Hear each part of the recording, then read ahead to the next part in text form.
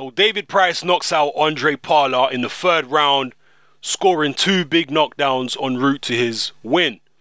But not before climbing off the canvas himself in the first round. That's right, David Price was dropped by Pala in the first round. However, he was caught by a forearm.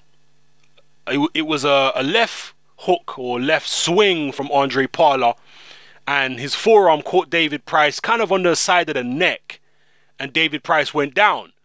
Now, David Price is very vulnerable anywhere on his head, pretty much. Some people might disagree with that, but I followed David Price from his days as an amateur, and the guy was very easy to drop with any kind of punch anywhere on his head. I've seen him drop numerous times, and it's happening again in the pros. But this time around, he wasn't hurt at all. He did go down, okay? The forearm shot did drop him, but he got straight back up. His eyes were completely clear, and he coped with the crisis, you know, if you can even call it a crisis. He coped with it better than expected. Ondrej Pala obviously looked at David Price as someone who he thought may be vulnerable physically and psychologically coming off his defeats to Tony Thompson. Obviously, he did have a win previous to this, but it was just against a journeyman. So Pala did what pretty much everyone would have expected Pala to do and jump on David Price from the opening bell. And when he dropped him with that forearm, he jumped on David Price even more after that, as you would expect. But David Price was slipping and sliding and rolling with the shots quite well, and he managed to get out of the round and establish control in the second round. Then in the third round, a big right hand went in from Price near the start of the round, dropped Pala. Pala got up. He was pretty dazed. Referee allowed him to continue. A few seconds later, David Price dropped another big right hand in, and Pala was a lot more seriously hurt this time, and the referee decided to wave it off. He didn't even allow Pala the chance to get up. It was an interesting performance by David Price because, again, we see his vulnerability. We see the fact he got caught. So let me just start with the negatives first. The negative, obviously, the fact he got caught with that forearm shot. He was obviously not in the right position. And the other bad thing, the other negative I saw in David Price's performance is his footwork still looks very cumbersome and sloppy at times. That's something that his new trainer, Tommy Brooks, is going to have to work on a lot.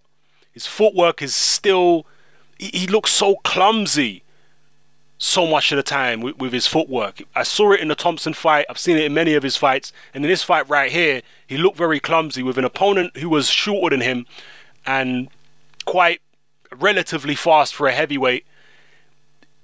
And he was turning David Price left and right. David Price did look cumbersome on his feet. Okay, he did look cumbersome. He did look a bit sluggish on his feet. But the positives from this was the way that David Price dealt with an opponent going all out at him. Okay?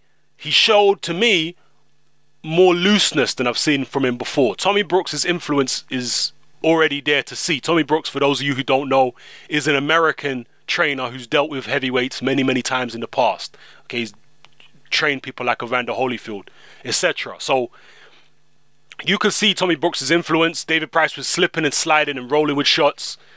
He looked more fluid. His upper body looked more fluid than previously seen. And yeah, he was fighting a bit better from a distance. He just looked a bit looser and a bit more fluid. I can definitely see the Tommy Brooks influence there. Hopefully he continues to improve, and then we'll see what we have with David Price. The only other thing as well, which I found a little bit strange, is that David Price seemed a little bit soft around the middle. Never seen him carrying weight like that before, but I don't know if anyone else noticed, but it did seem a bit softer than usual around the middle. But that was neither here nor there. He won the fight anyway, and onwards he marches. But he marches onwards with that vulnerability. Okay, now, a lot of people are writing David Price off. Me personally, I can't see him ruling the division or being the successor to Klitschko or anything like that. Definitely not. Other people, there are still some people apparently that do. And it has to be said, Vladimir Klitschko himself suffered defeat against Ross Purity before he got to a heavyweight title. And he obviously lost to Corey Sanders, and he had various losses along the way until he became the Vladimir Klitschko that we know today. So it's possible that David Price could do something similar, although he's not as young as Klitschko was when Klitschko suffered his losses. I think Klitschko was in his mid-20s when he suffered his loss to Purity and whatnot. So David Price don't have the same kind of time to improve himself that Vladimir Klitschko did. But nonetheless, he's a very big heavyweight with a very big punch, and he's always got a chance against anyone with that kind of power. So drop your comments below if you saw the fight. Let me know what you thought about Price's performance and where you see him going moving forward from here. Do you think he can get to world level? Who would you like to see him in with next? And what do you think are some good potential matchups for the guy? Yeah, drop your comments in the comment section below. This is Hatman. I'm out.